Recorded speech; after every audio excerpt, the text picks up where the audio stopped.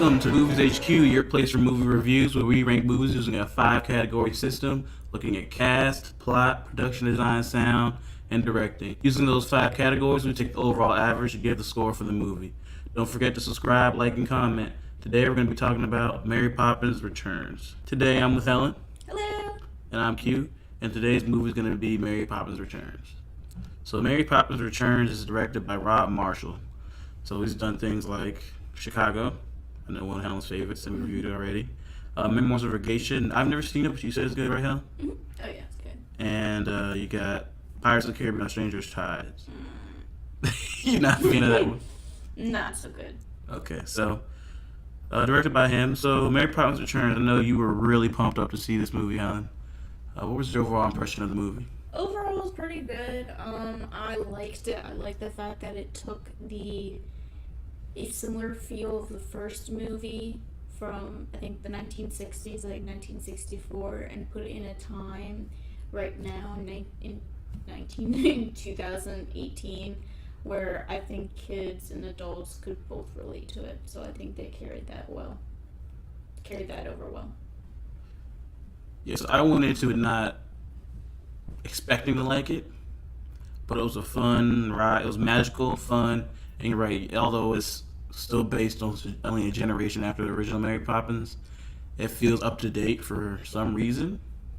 Maybe it's the special effects, but the whole holistic family fun of just a magical place and time in a normal setting is just that's fun to see. So I really enjoyed it. I wasn't expecting it. I was trying to enjoy it like every musical I go into, but you take me to them, and you know the last couple have been pleasantly. So my favorite scene was they're in the bowl, the little pot thing, and they're going to the show, and I would say that show encapsulates everything that Mary Poppins is. You have the absurdity of the fact that they're in the bowl and messing with the bowl. You have the fact that you have multiple songs because it's a musical. You have the animation, the dancing, the kids having fun, the ridiculousness of this whole situation, but the just imagination of it. So I would say that was my favorite scene. I think that right there encapsulates the whole thing. Behind that would be the Lear's dance. So they got like the different the bicycles and the lampshades, and they're I guess kind of the singing in the rain times 20 kind of look to it. Does that make sense? What? The Lears. Okay, not singing. Like they're dancing on lampshades and stuff, or the lanterns. Lantern post lights. Yeah, that makes sense. Does it? You know what I'm talking about now? Yes, now I do. Yeah, so I think those are my 2 favorite scenes. Because when I think of Mary Poppins and these older musicals, that's what I think of. Not necessarily a dramatic song explaining the story, but just something fun in your face and a pleasure to watch. So those are my favorite scenes. You figure out which one's your favorite scene. So I would agree with you. My favorite scene is the I guess it's not even like a song, but it's when they first enter the bowl. Mm-hmm. And then I also like the bathtub song because that's the real introduction for the kids to Mary Poppins and her magic, and I just like the message in that nothing is impossible, everything is possible. But then going back to the bowl scene, I think it's different enough from the original, but it still has that classic look to it. Mm-hmm. So again, that combination is what made me really like that. Those 2 scenes. What about your worst scene? I think we're gonna have the same one. Worst scene in the movie. Meryl Streep's song. Yeah, it was bad. I actually fell asleep in it. Topsy Turvy Tuesday. I don't know. It sounded like she was drunk. Yeah, that was bad. It really sounded like Meryl Streep was like, you know what? I've never been a Mary Poppins, and I would really like to be Mary Poppins. So give me a song or else. And they were like, fine, we'll give you a song. They knew it was the worst song. She can't sing. I don't care who says she can. She cannot. Mamma Mia proved that. And again, she tries again here, and she struck out again. She just needs to stick to what she knows best, and that's not winning Oscars. Shots fired. But Okay. being nominated. I feel like this is a. I mean, I want the worst scene. We never just talk about Meryl Streep, which is fine. No, it was just. No, I mean, I agree with you. It's It's itself, not. you could have done the whole movie without that scene. No, it's pointless. They go to get it fixed, And nothing comes and I of thought it. it would get fixed. And then she's like, oh, this bowl that you children thought was really expensive, priceless, and will save your family, it's worth nothing. So not only does she not make any sense, she crushes the kids' dreams, she cannot sing, her outfit is horrendous, it has nothing to do with the movie. Everyone else has very clean lines. Her outfit's like, whoa! She's got... It was based on the original movie when they go see Mary Poppins' cousin. I think it's uncle. Uncle, I think, yeah. It's based on that scene. And that scene is fun. And I think they were like, can we top it? No, but Meryl Streep has been bugging us for a little while now, and we just want to get her off our back. I love how you're making Meryl Streep this like maniacal person that's forcing her way into movies. She is. I'm knocking to this mic one more time. You can move it. I did, and then I knocked into it again. Back it up. Anyway. Okay, yeah, I didn't. What's your least favorite scene? It was the same scene. It's just I fell asleep. Like I was very much enjoying the movie. I remember like, oh, they gotta get it fixed. I can help save their dad. And then she started. First, she opened up and said, "I can't do it because it's like day off or something." I can't remember. It's the second Wednesday or second Tuesday or something. It was something weird. Third Wednesday, I think. I don't know. And then she's like, "I can't do it." I'm like, okay, but your cousin, you know, why can't you help out your cousin? And then she started singing why she couldn't do it. And then I woke up and you told me they didn't fix it because it was pointless anyway, or she couldn't fix it, wouldn't fix it, and it was worth nothing. So the whole section. So you're telling me that the song was so boring, you fell asleep in probably less than a minute? Yeah, that did happen. Was it that short? It was short, yeah. Yeah, it knocked me out. It really did. I was like, what? And I saw your foot tapping before to songs. Yeah, I really liked a lot of the it, songs. And I just heard. Yeah, that one got me. Yeah, it was that boring, unfortunately. So yeah, worst song. Anyway, so we talked about that. Let's go into cast. All right, what'd you give cast? It's 6.5. Wow. Okay. I loved Emily Blunt. I think she was just magnificent and magical, and I think she put a twist on Mary Poppins, but at the same time, she didn't completely disregard Julie Andrews. I did not like Lin-Manuel Miranda, who plays Jack. I thought the accent was atrocious, and I'm pretty sure it came and went. His overacting was not called for. It didn't mesh well with Mary Poppins. He also seemed like it wasn't organic, like it was very forced, the acting. And then the kids, though, were really good. I'm trying to get their names here, but my app does not appear to be working. Oh no, here we go.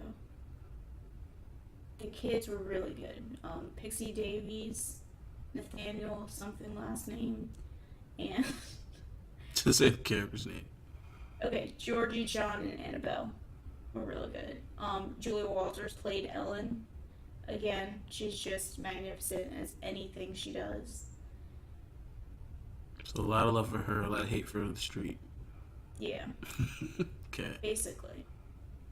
Yeah, I mean, Jack's character, I understand they were trying to make it not Dick Van Dyke, but they made it Dick Van Dyke instead of with a chimney sweep. He had a lantern, like. Yeah, you need to light the way.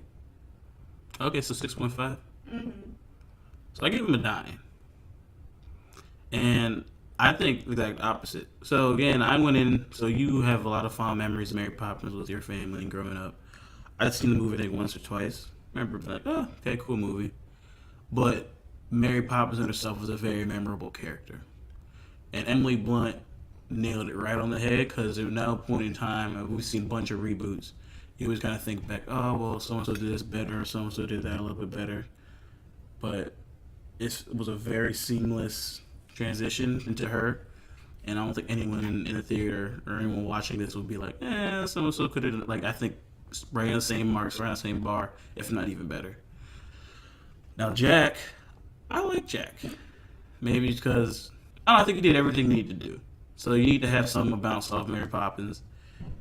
I feel like he hit the mark there because the kids and everyone else enjoying the magical world, they're in such awe and shock. They don't really even need to act. I think everyone can kind of open their mouth and go, "Oh wow!" and like be amazed, right? But she needed somebody to bounce off of him or bounce off of her, and explore this world and help guide these people through it. He needed a true believer, and he's still a true believer, and it made sense with the story because that's how she knew Jane. It was kind of a weird love story there, but I gave it a 9 because I think those two characters drove the movie, and the fact that I was entertained the whole time and enjoyed what I was doing or watching worked for me. Now, the only reason I didn't give it a 10 is because I think the Banks adults, I think they kind of dragged down the movie. See, and I disagree. Really? Yeah, I think they were just as good. Again, they're in shock. They are going through a really hard time, and it's the fact that the kids are having to basically run the family. That's the whole point, is the kids are saving the day. So I don't think they should blow you away. You know what got me when I was like, ugh, was the scene where, what's his name? Is it Jack? Michael Banks? Yeah, Michael Banks. The kids comes and snaps, just like, oh, what am I doing? Oh. Remember in the chair? He just kind of has this weird sob. That was the fakest cry I think I've ever seen in a movie of this budget in a very long time. And that scene sticks to me, and that's what goes like, come on, really? Yeah, that was a little cheesy. It was a lot. It was really, first scene, like, it was building up. When Manuel Miranda's whole time on screen is cheesy. He's supposed to be cheesy. Dick Van Dyke is cheesy, from what I can remember. Yeah, but it's a fun cheese. Okay, you don't like his cheese. Well, I don't. I felt for the cheese. But I hated it. I felt for his There's cheese. a difference between a on-screen performance and a stage play. I think he was doing a stage play and not an on-screen performance. But half of the scenes was a stage play. If you think about it, he was on stage, literally giving a performance for singing songs. Every time he's really around, he's singing a song for people. So, I liked it. You didn't like it, I liked it. So I gave it a 9. And the kids, I think the kids did a good job. Child actors. Can't expect much from them, but for what they gave, they did a good job. So overall, I say 9 because I think Jack and Mary Poppins killed it, despite your thoughts. So let's move on to plot. What'd you give the plot? I gave the plot a 7. What'd you give it? 7. Same. Okay. They didn't make it different enough to blow me away and to connect with the first Mary Poppins. They just took the first Mary Poppins and put in different circumstances, but not enough that it got you thinking about it, you know? Yeah. Like, it was just like, oh, Jack is a lighter. Okay, my guess is he's gonna have a chimney sweeper friend, or they're gonna sing a group song with all of the, what are they called? Leers? Leers? Yeah. Whatever. And, of course, they do, because they didn't make it different enough. Yeah. They basically, if you watch the two movies side by side, You'll be bored. yeah. Yeah. Because they're the same movie. That's the same reason I gave it a 7. So the plot's still good. It still works, but it's the same. Yeah, because you can't give the first movie like a 2 and then give this one a 7. Yeah. Because it's the same. It's the exact same. So yeah, nothing was same thing like the Hangover and Hangover 2. It was the same exact thing with a different scenario. I think if they did something more like Incredibles 2, like it would still fit, but like slightly different. If they evolved a little bit, I would give them Incredibles 2 credit. is just a different gender role reversal. but it was still the same plot. The family coming together to save the day, them discovering about Jack. No, it's a little different. That's a whole other show for a whole other discussion. So production design, what'd you give it? I gave it an 8. I think it was very fun. All of the sets to look at were really, really fun. And again, they had the nod to everybody in the original. So they had the Admiral marking the hours by letting, or what do you do with the cannon? Fire it. Firing the cannon. So little stuff like that I thought was good. I like the fact that they didn't go entirely old school with the costumes, but they kept it traditional enough. Traditional yet updated. I think that's the theme of the movie. I gave it a 10. So when I watched it, so for production design, basically I judge it on how is this world and are you impressed by it? Are you immersed by it? And there's nothing I can really think of to improve it. And that's why I just gave it a straight up 10. I was like, it was Mary Poppins, it was the old school look, going into the face and the animation and everything. I watched that movie and I couldn't think of any way I would improve it. I like the small trinkets and the details and everything. Oh yeah, the details are really, really.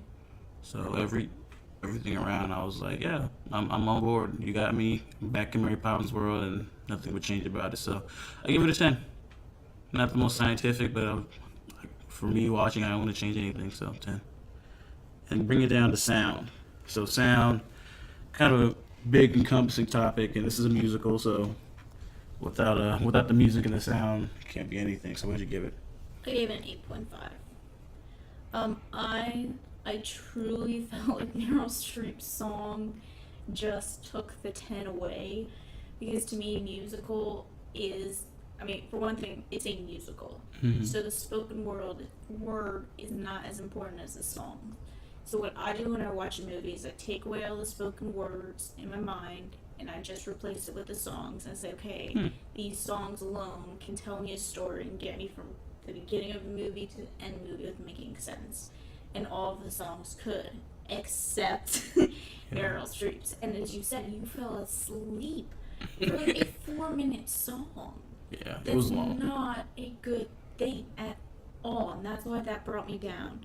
The other reason it brought me down was because I liked when they were in Bowl and Mary Poppins and Jack were performing on stage, and they did update that song, or the songs, like, they didn't reuse any of the songs, I will say that, and that's why I didn't give it a low score. But at the same time, I think they could have made them a bit more exciting, a bit more different than the first ones. Again, it's one thing to not copy the lyrics and make it a remake. They didn't do that. But then you have to go one way or the other. You can't vaguely copy a song and kind of have bits and pieces of it in there, but then try to do a whole new song. It just doesn't work for me. And that threw me off a little bit. But other than that, I thought it was really good. The lyrics were good, clean. You could understand them. I did like the part, going back to when they were in the bowl, I like how they brought rapping into it. Which I guess, again, Julie Andrews does with supercalifragilisticexpialidocious. The first mumble rap? They could have easily taken supercalifragilisticexpialidocious and reused that song, and they didn't. They made it different. Gotcha. So yeah, I liked, I give it a 9. Musicals, opera ones, if you can't understand the music, I don't think it does the trick. Yes, it may be beautifully written if you pull up the script and look at it, like, oh, that makes a lot of sense. But if you can't understand it, I think it's dead to the whole production. Every song was very, like you said, clean, made sense, hit the tones. It worked very well. And every song, you're right, like it drove you through the story. And besides Meryl Streep's, that's, yeah, that was a bad song. But I really liked it. I like how updated, and you're right that, well, I don't remember the songs from the originals best as good as you, but it did its own thing. And I know we talked about, remember Creed, how like they didn't jump onto the Rocky theme, but mixed it in between. So I think it's kind of what they're trying to get at, because you were reminded of the old shows. Yeah, you could hear they did in the background. They had like a few of the tunes from the first one, the themes. It wasn't necessarily in your face. It was like I'm pretty sure I heard like the chimchimmery song in the background. It was like but nothing more than that. Yeah. So they put the touches in there, but they didn't make a remake. Yeah. So I'm okay with that, because whenever you watch a sequel, you should have the sense of going back to the first, especially since it's in the same house, working with some of the same characters in the same neighborhood. So I'm okay with that, and I'm okay that they did, as long as they did something new. That's kind of one of my bigger qualms about the Disney remakes. Like, yes, they're remaking it, but you're remaking good things, the exact same thing. Like, do something different. And I hope they do that in the future, but that's another thing. This is Disney, so. But yeah, sound, I gave it a 9. So directing, what'd you give it? Overall, I gave it an 8. Yeah. I gave it a 7. Because you had all higher scores, so I'm confused as to why you could lower that. So because it's a remake, and the fact that it's the same thing over again. So I feel like the director pretty much looked, who's the director again? Rob Marshall. He watched the original Mary Poppins, was like, if I copy that, I'll be good. But you just said that they didn't copy it. The overall, so I said that about music. Mary Poppins was a great movie, great hit, and it's the reason why it's iconic. Now this is just retelling it for a newer generation. That's all it is. So that's all the director had to do. So I feel like anything he did directing wise, he didn't try to really make his own mark. He just jumped on the back of whoever directed the original one. Okay. So that's why I gave it a 7. So is it still good? Is it still enjoyable? Do I still like it? Yes. And he did have to make this thing happen himself. But because it's clearly he didn't try to make his own twist on things, I gave it a 7. Why'd you give it a, 8? I gave it an 8. Again, there was nothing that I was like, ugh, except for Meryl Streep. But again, you take that 4 minutes out and it's a perfectly okay movie. And I think you're right. He didn't necessarily add anything to Mary Poppins, a character. I did like the fact that she came in and had to remind the Banks children, the older Banks children, like, I was here for you too. Don't forget that. So I did like that. And they did callbacks to Mary Poppins. But it wasn't in your face. It wasn't like, oh, I know, okay, like, just get on with the movie. Because it's watching sequels as, like, super fans of the first one, you're just like, okay, just show me something new. I want it to relate to the first one, but I don't want it to be the first movie. That's why it's a sequel. I want to see more of the story. And I don't think he did that enough. I don't know if he was just scared, if he just wanted to stay loyal to the first Mary Poppins, but I think there's a lot of branching out that he could have done and still kept the tone of the first one. He didn't do that, so that's why I took away those 2 points. Just a different conflict in the end, maybe something else, like the bank again and everything. Like, Yeah, everything's everything the was same. So he basically, this is how I picture it. The first Mary Poppins line or plot, let's say, is a straight line, and the sequel is also a straight line. And he kind of added some bumps in that straight line, but he didn't make them big enough and bring them back down to the straight bring his line. own print, yep. So he didn't. I don't think he made his own mark on it. No. Now Emily Blunt, I would say yes, and that. Yes. She's the best thing about this movie. Yeah, but that's it. So, taking all your scores, what's your overall score? Give it a 7.6. I gave it an 8.4. So, my final thoughts on this movie. I was pleasantly shocked to enjoy it as much as I did. It does nothing special. There's nothing new. But it's something fun, imaginative, and just a good-hearted movie. in a movie world right now where nothing is that any of that. I agree with you. So In a world today where, bad news happens on the daily, and then you go to the theaters, and I'm not one to complain about this, but I hear a lot of people complain about all there are superhero movies and action movies. There's just no fun, innocent movies anymore. This is the movie that everybody says they want to see, and that's why I gave it overall that score. Again, I think they could have made it stronger. I think they could have made it more memorable. Will I want to own this DVD in my collection? Maybe. But again, it's just because of Emily Blunt.